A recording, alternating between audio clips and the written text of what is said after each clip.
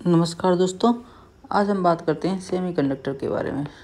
हम सभी को पता है कि कंडक्टिविटी के बेस पे मटेरियल को 3 कैटेगरी में डिवाइड किया गया है: कंडक्टर, सेमीकंडक्टर और इंसुलेटर। तो आज हम बात करने वाले हैं सेमीकंडक्टर के बारे में। सेमीकंडक्टर का मटेरियल देखें तो इसमें सिलिकॉन और जर्मेनियम आता है। सेमीकंडक्टर के बारे में और जानने से पहले हम जानते हैं सेमीकंडक्टर का इम्पोर्टेंस क्या है। तो आज की डेट में आप जितनी भी इलेक्ट्रॉनिक्स डिवाइस देखते हैं उसका बैकबोन है ये सेमीकंडक्टर। एग्जांपल अगर देखें तो आप mobile, laptop, computer, AC, washing machine and solar panel, LED bulb, LED TV, इन सभी में सेमीकंडक्टर का यूज हुआ रहता है। वॉशिंग मशीन की अगर बात करें तो सपोज़ आपने वॉशिंग मशीन में 2 आवर का वॉशिंग टाइम फिक्स किया है, तो 2 आवर वॉश करने के बाद वॉशिंग मशीन आपको अलार्म देगा कि कपड़ा वॉश हो चुका है। ये सारी चीज़ें सेमीकंडक्टर की वजह से ही पॉसिबल हो पाया, क्योंकि वॉशिंग मशीन में सेमीकंडक्टर चिप लगा रहता है जिसमें इस तरह से प्रोग्रामिंग रहता है कि वो आपको अलार्म देगा और 2 घंटे तक वॉश करेगा, स्पिन करेगा और आपको अलार्म दे देगा। एलईडी बल्ब की बात करें तो ये लाइट इमिटिंग डायोड बल्ब होता है। ये एलईडी टीवी, ये भी लाइट इमिटिंग डायोड टेलीविज़न। चलिए, अब तक तो हम थोड़ा इम्पोर्टेंस के बारे में जान चुके हैं सेमीकंडक्टर के बारे में। सेमीकंडक्टर का हमने 2 एग्जांपल देखा था, सिलिकॉन और जर्मेनियम। तो वाइडली सबसे ज़्यादा हम लोग सिलिकॉन का ही यूज़ करते हैं, क्योंकि ये थर्मल स्टेबल ज़्यादा होता है, थर्मली स्टेबल होता है और ये प्रचुर मात्रा में पाया हो जाता है। अर्थ के क्रस्ट का 1/3 जो है वो सिलिकॉन ही बना रहता है और जो सैंड होता है वो भी सिलिकॉन डाइऑक्साइड होता है। तो पृथ्वी पर सिलिकॉन प्रचुर मात्रा में पाया जाता है, लेकिन इसका प्रोसेसिंग और सेमीकंडक्टर चिप बनाना, इसके मामले में चाइना और ताइवान सबसे आगे हैं। चलिए, अब हम ये समझने की कोशिश करते हैं कि क्यों कोई मटेरियल कंडक्टर या सेमीकंडक्टर या फिर इंसुलेटर होता है।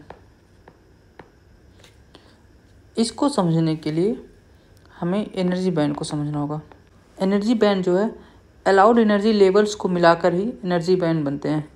कई एनर्जी लेवल्स को मिला के हम एनर्जी बैंड बनाते हैं। ये 2 तरह के होते हैं, कंडक्शन बैंड और वैलेंस बैंड। कंडक्शन बैंड की बात करें तो इसमें रहने वाले जो इलेक्ट्रॉन्स होते हैं वो फ्रीली मूव करते हैं, इन्हीं की वजह से करंट फ्लो होता है। कंडक्शन बैंड के इलेक्ट्रॉन किसी पर्टिकुलर एटम से बाइंड नहीं रहते हैं और कंडक्शन बैंड के इलेक्ट्रॉन ही जो है जनरली किसी केमिकल रिएक्शन में पार्टिसिपेट भी नहीं करते हैं। और जहाँ तक वैलेंस बैंड की बात करें तो इसके इलेक्ट्रॉन फ्री नहीं होते हैं और ये किसी पर्टिकुलर एटम से बाइंड भी होते हैं। ये केमिकल रिएक्शन में पार्टिसिपेट भी करते हैं, लेकिन इनकी वजह से करंट फ्लो नहीं होता है। तो हम अब तक एनर्जी बैंड और उसमें जो कंडक्शन बैंड होता है, वैलेंस बैंड होता है, उसके बारे में जान लिए हैं। एक बात और बता दें कि जो कंडक्शन बैंड जो होता है, इनके इलेक्ट्रॉन के पास जो है फ्री क्वांटम स्टेट होता है, एम्प्टी क्वांटम स्टेट होता है। इसका मतलब ये है कि सपोज यहाँ इलेक्ट्रॉन है और जो क्वांटम स्टेट है वो एम्प्टी है, तो ये मूव कर सकते हैं एक क्वांटम स्टेट से दूसरी क्वांटम स्टेट में। इनके पास इतनी एनर्जी भी होती है कि ये एम्प्टी क्वांटम स्टेट में जा भी सकते हैं।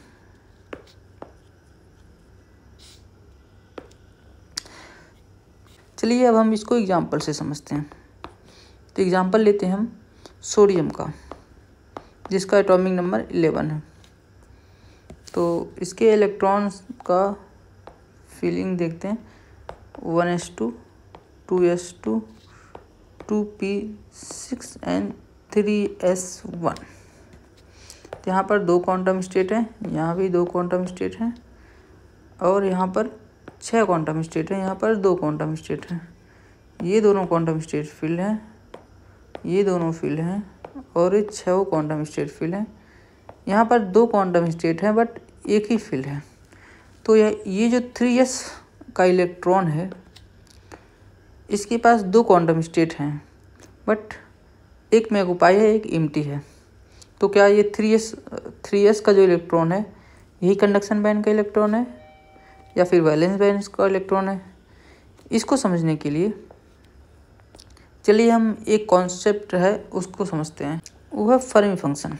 फर्मी फंक्शन से हमें कंडक्शन बैंड या फिर वैलेंस बैंड में इलेक्ट्रॉन की पॉपुलेशन का पता चल पाता है। तो फर्मी फंक्शन का फार्मूला जो है Fe is equal to 1/1 + e⁻e EF/kT। यहाँ पर Fe जो है फर्मी फंक्शन जो है ये E एनर्जी वाले इलेक्ट्रॉन के मिलने की कितनी प्रोबेबिलिटी है वो ये बताता है। फर्मी फंक्शन E एनर्जी वाले इलेक्ट्रॉन के मिलने की कितनी प्रोबेबिलिटी है ये फर्मी फंक्शन बताता है। और जो है EF फर्मी लेवल पे किसी इलेक्ट्रॉन के मिलने की जो प्रोबेबिलिटी होती है वो 0.5 होती है। और फर्मी लेवल से अगर किसी इलेक्ट्रॉन की एनर्जी ज़्यादा है तो कंडक्शन बैंड में रहता है और कम है तो वैलेंस बैंड में रहता है। चलिए इस फार्मूले को हम ड्रॉ करते हैं। यहाँ पर K बोल्ट्जमैन कांस्टेंट और T टेम्परेचर है। सपोज हम 0 केल्विन पे इस फार्मूले को ड्रॉ करते हैं तो ये कुछ इस तरह से होगा। 0 केल्विन पे if E less than EF, तो उस केस में Fe की वैल्यू 1 है। और दूसरा case E greater than EF, इस केस में Fe की वैल्यू 0 है। तो ये हम ड्रॉ करेंगे, ये यहाँ पर Fe है, ये एनर्जी सपोज समवेयर 1 इज मिलने की probability 1, then here is EF, then this graph will be like this,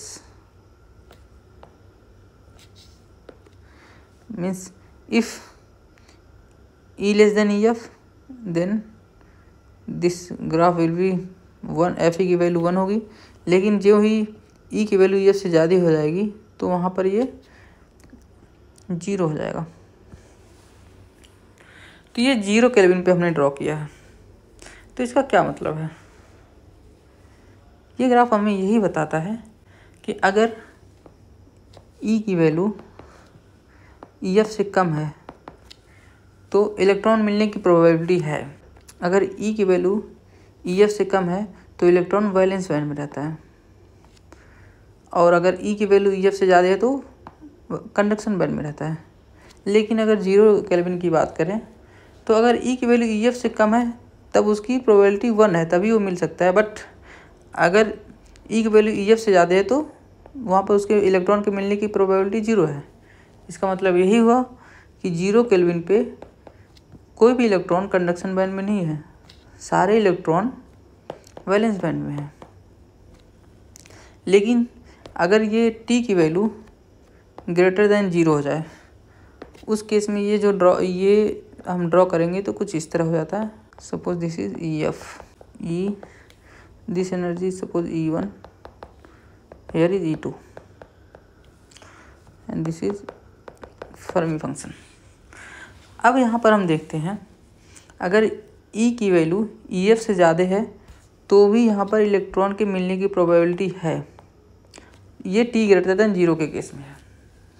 इसका मतलब ये है कि T ग्रेटर देन 0 के केस में इलेक्ट्रॉन कंडक्शन बैंड में भी चले जाते हैं। और वैलेंस बैंड में अगर देखा जाए तो वैलेंस बैंड में अगर आप एनर्जी E की वैल्यू EF से कम होता रहेगा तो यहाँ पर उसके मिलने की प्रोबेबिलिटी बढ़ती जाती है, उसकी मिलने की प्रोबेबिलिटी यहाँ 1 हो जाती है।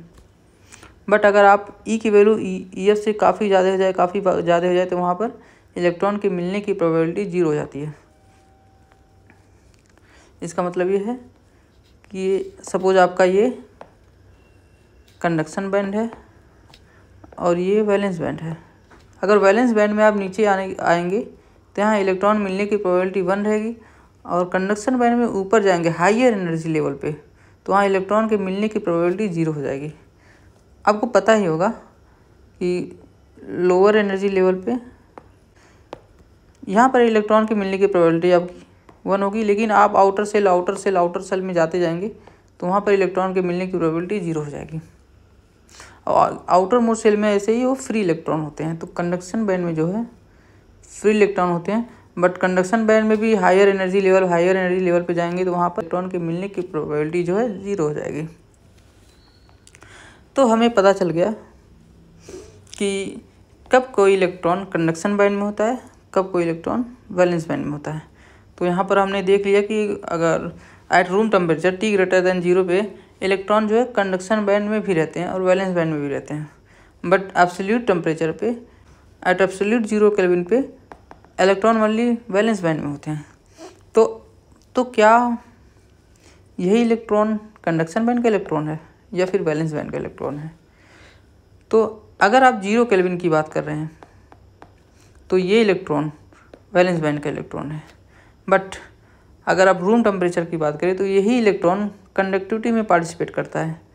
तो ये इसी इलेक्ट्रॉन की वजह से करंट फ्लो होता है, तो ये कंडक्शन बैंड का इलेक्ट्रॉन हो जाता है और ये वैलेंस बैंड का इलेक्ट्रॉन रहता है। तो हमें कंडक्शन बैंड और वैलेंस बैंड और कौन से इलेक्ट्रॉन कंडक्शन बैंड में रहेंगे, कौन से इलेक्ट्रॉन वैलेंस बैंड में रहेंगे, ये सारी चीज़ें ऑलमोस्ट क्लियर हो गई होंगी। तो क्यों कोई मटेरियल कंडक्टर, सेमीकंडक्टर या इंसुलेटर होता है, ये जो है एनर्जी बैंड गैप से पता चलता है। सपोज आप मेटल के केस में बात करें तो एनर्जी गैप होता है, जो ये एनर्जी जो बैंड होता है कंडक्शन बैंड और वैलेंस बैंड, ये ओवरलैप करते हैं एट रूम टेम्परेचर पे। तो कंडक्शन बैंड के जो वैलेंस बैंड के जो इलेक्ट्रॉन है वो कंडक्शन बैंड में जाते रहते हैं, जो जिससे कंडक्टिविटी होती है। और अगर सेमीकंडक्टर की बात करें तो इनका कंडक्शन बैंड और वैलेंस बैंड के बीच में एनर्जी गैप रहता है,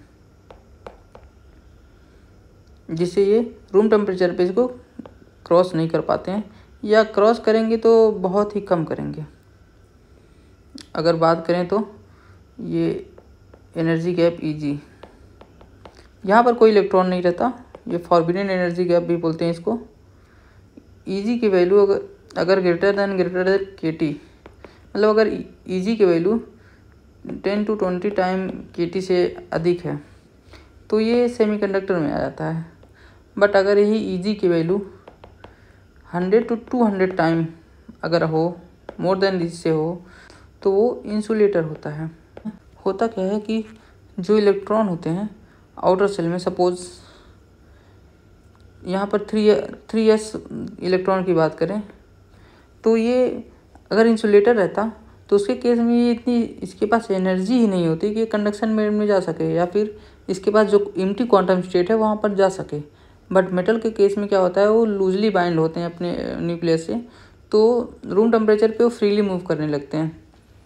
बट इंसुलेटर केस में यही नहीं हो पाता, वो उनके पास इतनी एनर्जी नहीं रहती है, वो न्यूक्लियस से इतने बाइंड रहते हैं कि वो फ्री मूव नहीं कर पाते हैं।